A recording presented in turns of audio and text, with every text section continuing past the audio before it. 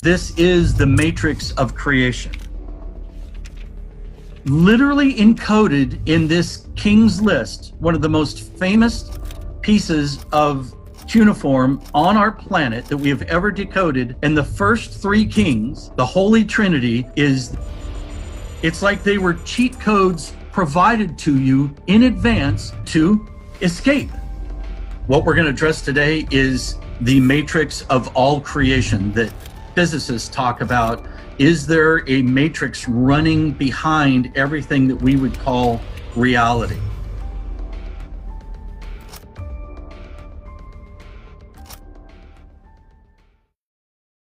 In Judaism, we see the 72 names of God. In ancient Egyptian, Osiris was dismembered into 72 pieces by God's lords of the underworld until he was reassembled. In Hinduism, there's a famous battle between 72 jinns in the Quran. There's 72 mentioned all the time. Most famously that I had ever heard was there's 72 virgins waiting for martyrs who died for the cause. In Buddhism, the largest Buddhist temple in the world has 72 of these bell-like structures outside of it called stupas. We're following a breadcrumb path of coincidence, and what could these coincidences be guiding us to? Why are there 360 degrees in a circle?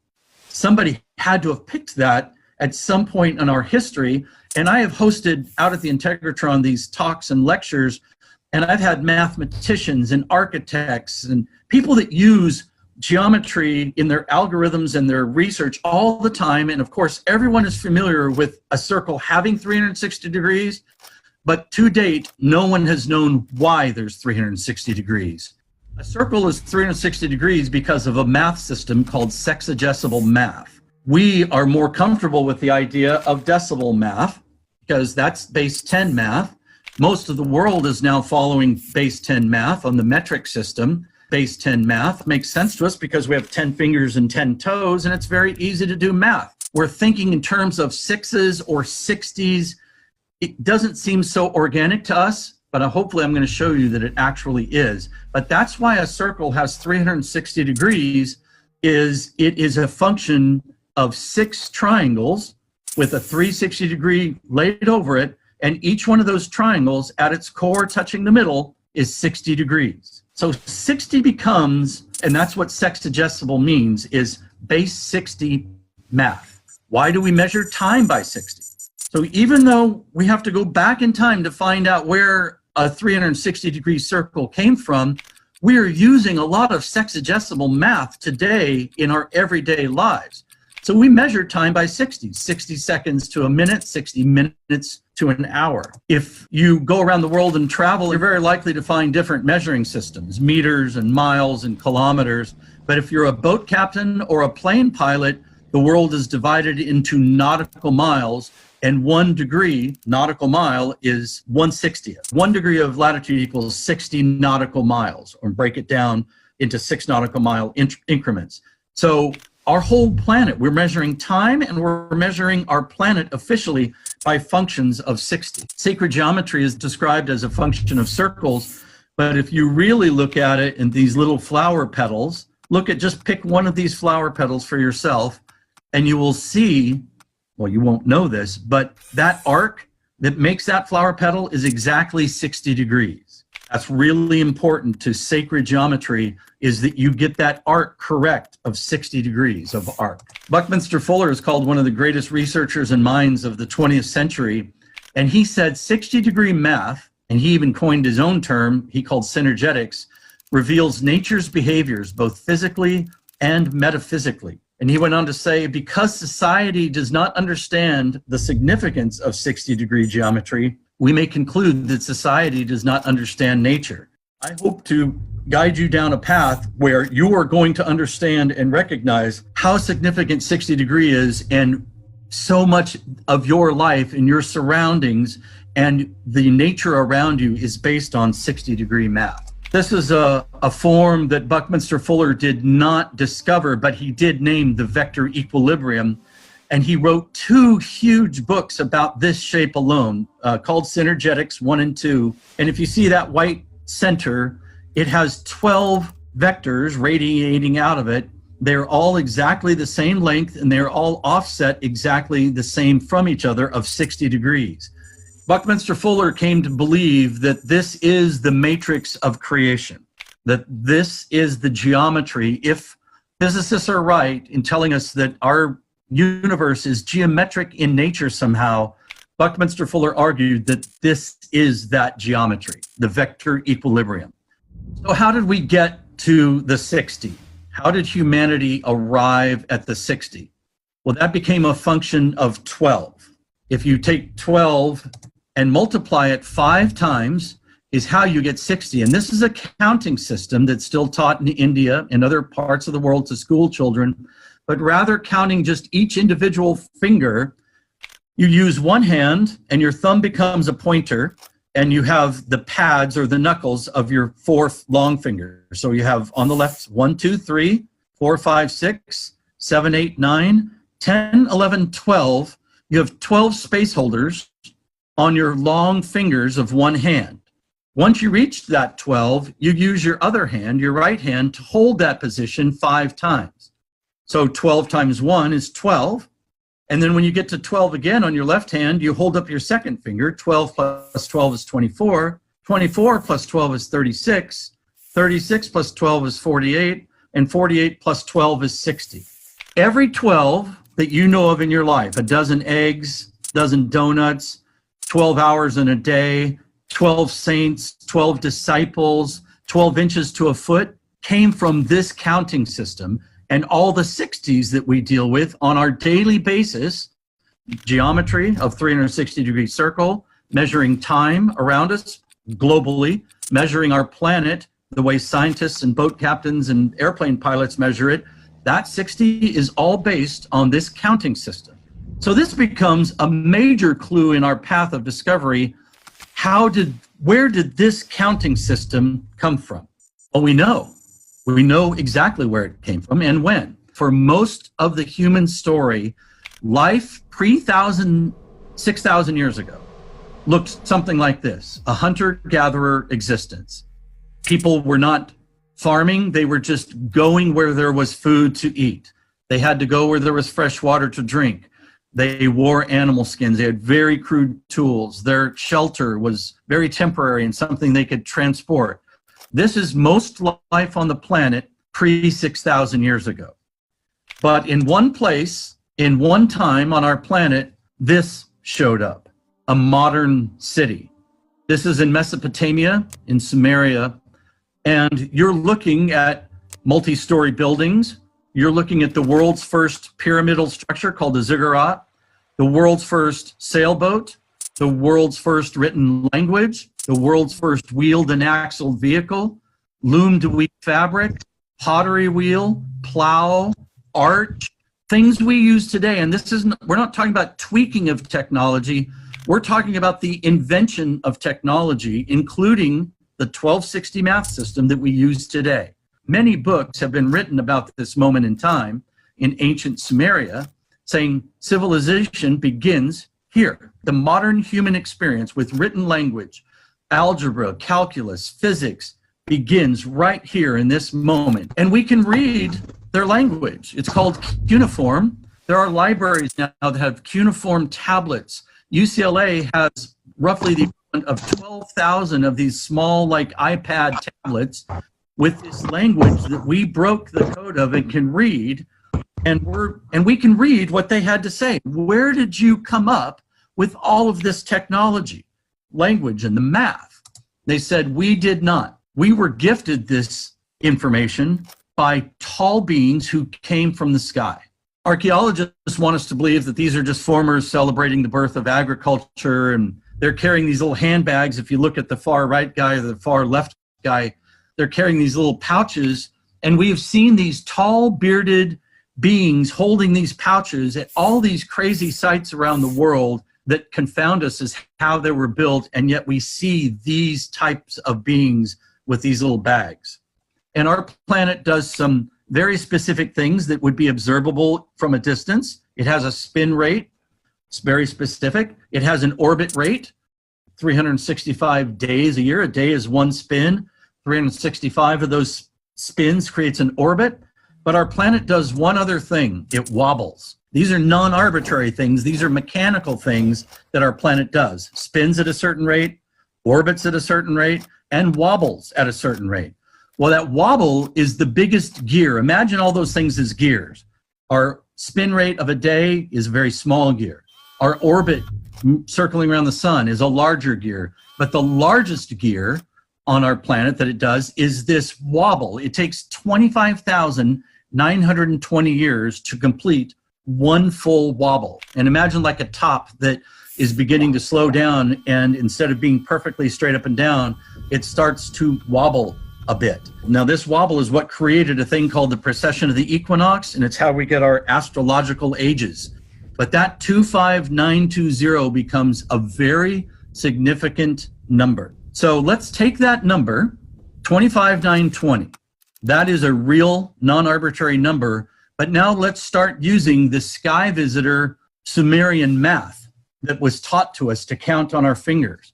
25,920 divided by Sumerian math incredibly equals Sumerian geometry if the circle is 360 degrees. This slide right here is the one that has physicists and mathematicians and professors totally scratching their head, because now you're talking about something that, while you might still want to argue it as arbitrary, it starts leaning into non-arbitrary because of how well it cross-checks itself.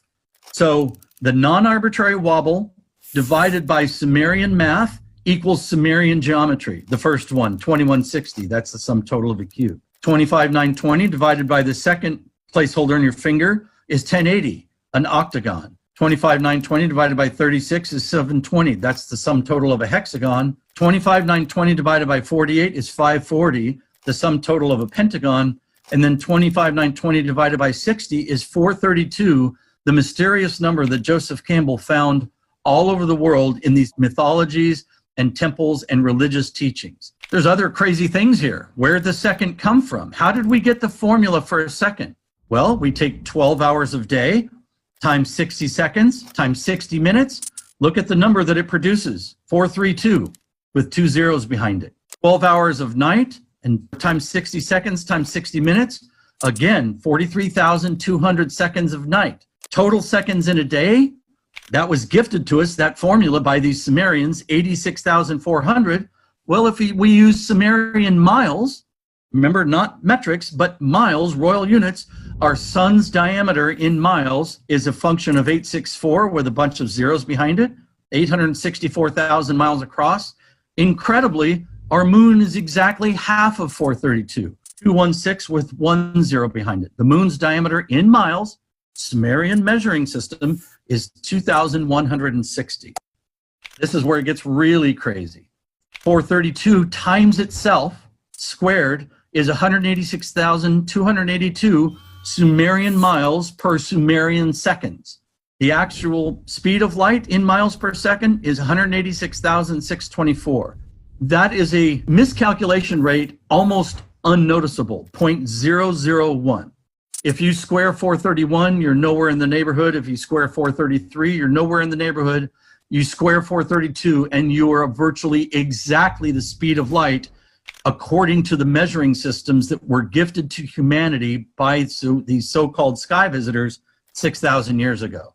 So the question we start asking ourselves is like, wow, here's a bunch of correlated information, coincidence off the chart. Is there a message that's trying to be conveyed? There absolutely is. We live in a harmonic universe. If geometry is the backbone of this energetic structure of our universe, and as we have found, the geometry reveals harmonics, then if we live in a geometric universe, we also live in a harmonic universe. And here's 3 harmonic triads that are perfect. They all go la, la, la. Most beautiful forms of music. In fact, you could almost think we have been programmed to recognize these tones played together as a clue that we're receiving information that is correct or makes us feel good. Let's look at nature. Let's look at the geometry of nature. Here's a shell. This pattern is called a Fibonacci spiral. this Fibonacci spiral is expressed all over the place in nature around us. It spins forward, it spins backwards, and then if it spins against itself, both forwards and backwards, you create a pattern called the pineal pattern. In pineal, the words pine cone and pineapple and pine tree, and you have a pineal gland in your brain, all has this exact pattern, and that is a Fibonacci spiral going one way against a Fibonacci spiral counter-rotating against it.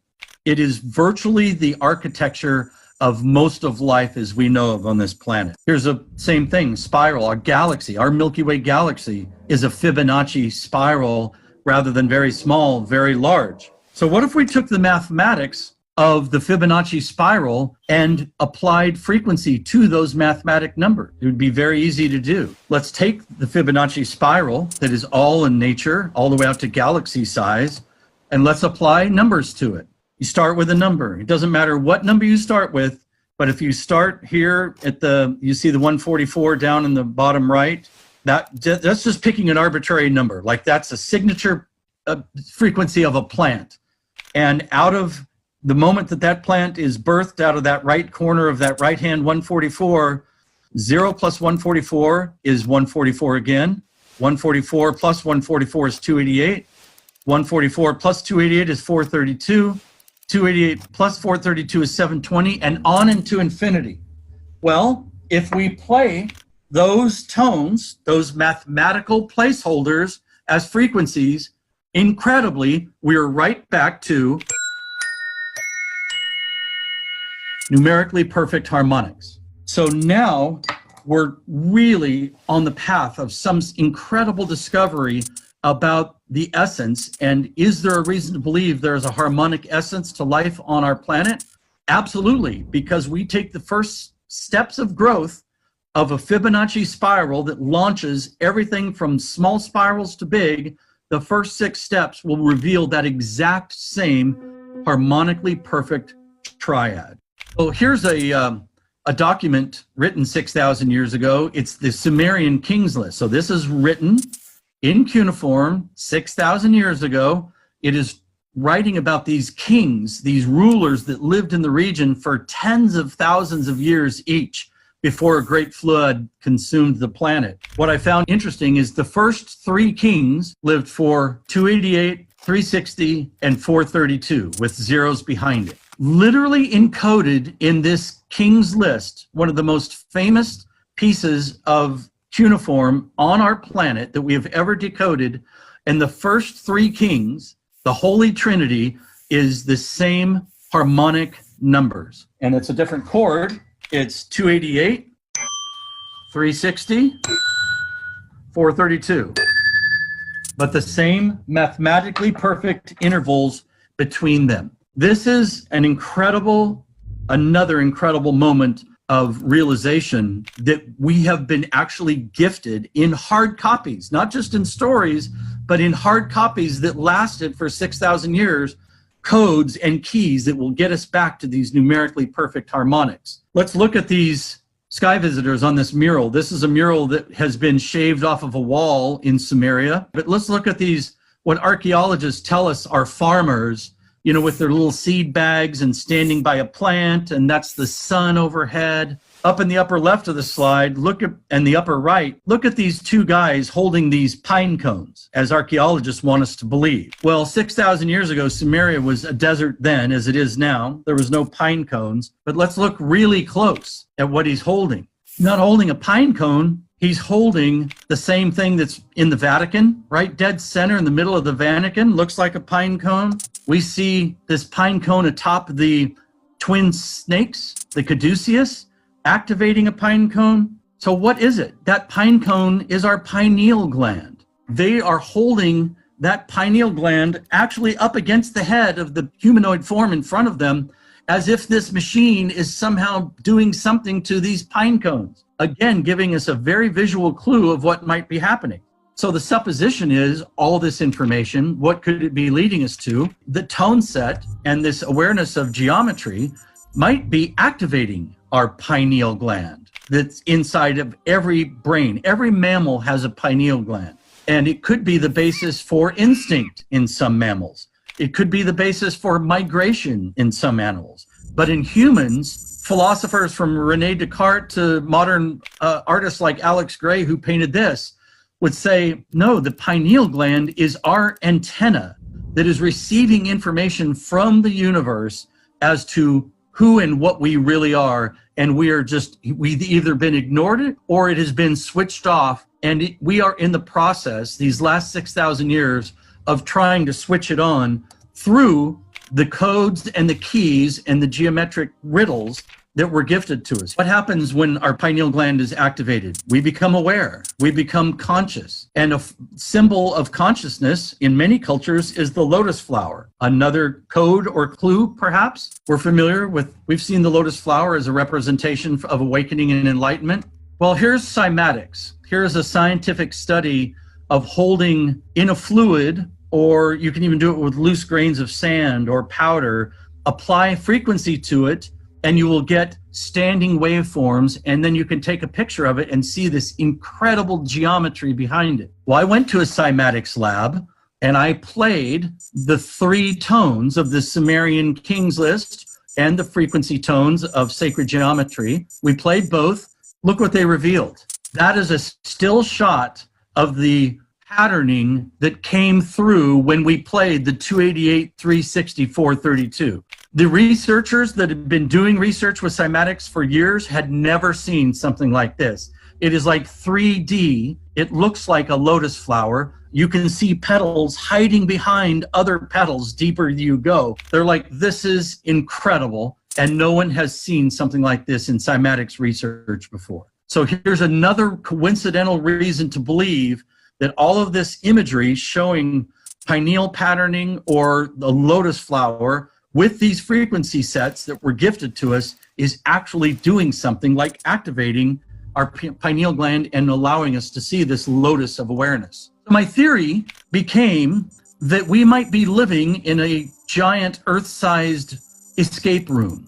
And if you're not familiar with what an escape room is, it's a form of entertainment. You go to a real location, you get locked into it with either yourself or a team, and clues are inside the escape room, but you don't even know what the clues are. You have to start researching things. So you'll see a clock, you see it says 4438. You might look for those numbers exposed somewhere else, but it's encoded with things that if you figure out all the clues and employ them correctly, solve the puzzles, you get to escape. It's like they were cheat codes provided to you in advance by the builders of the escape room to allow you to up level to the next level. And what I think we could be living in what many astrophysicists believe in, we're living in a holographic existence, and that we might have been getting numerical keys and codes and clues that will allow us to break through to the next level.